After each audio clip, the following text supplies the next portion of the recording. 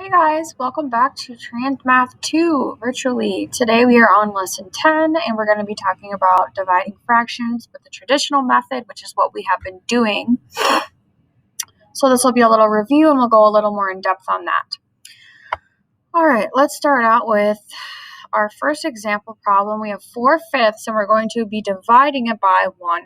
So when we do the traditional method, we're actually going to invert, which I'll explain in 1 second, and we're going to multiply instead of divide. All right, for the first fraction, we're going to write it just as normal. Then we're going to add our multiplication symbol because we're going to switch the division to multiplication. Then we're going to what's called invert the second fraction, which just means we're going to flip it over so that it looks like this. So instead of 1/2, it now becomes 2/1. When we multiply, we come up with our answer. So then you would multiply just as normal. You'd multiply the numerators and you would multiply the denominators to give us our answer of 10/4.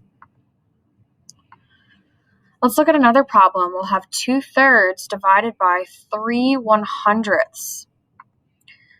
Just like we did before, we're going to rewrite our first fraction and then make sure you add multiplication sign there because we're not going to divide, we're going to multiply.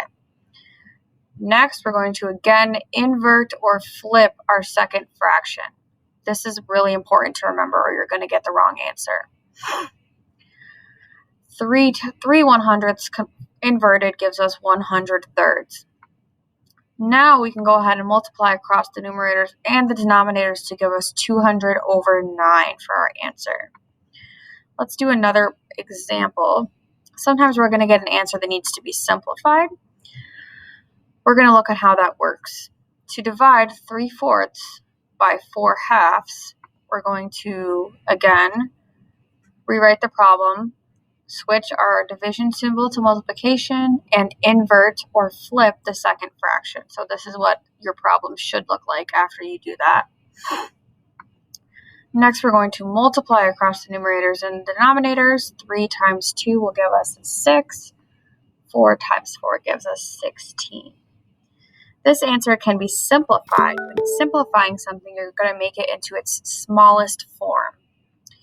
We're going to next find our GCF of 6 and 16, which is 2. Now we can pull out a fraction equal and simplify. We replace 2/2 with 1 to give us our simplified answer of 3/8. So that's how we that's how we divide fractions traditionally. Your homework will be more practice on that. Now we're going to jump into word problems.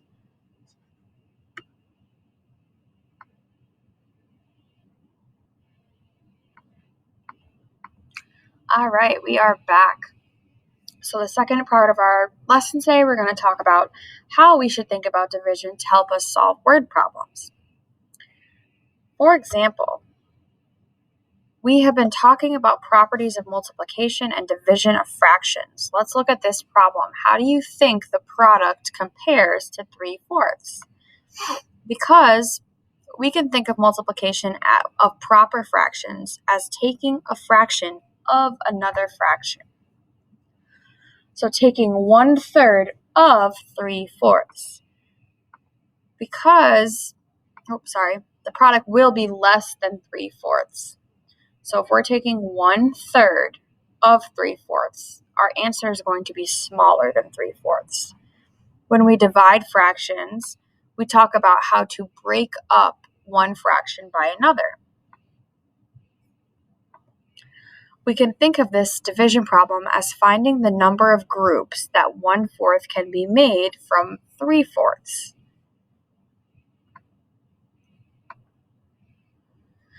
What strategy would you use to find the number of groups? If we think of 3/4 as 3 times 1/4, we'll see that the answer is 3. The number 3 tells us how many groups. It is not the size of the fraction. In a bigger way, division is about 2 questions. How many are there in each group? And how many groups are there? This is just kind of a basic overview of word problems with division and multiplication of fractions. We'll jump into this a lot more throughout this next unit. Thanks, guys. Make sure you view your homework assignment on Schoology and get that submitted on time.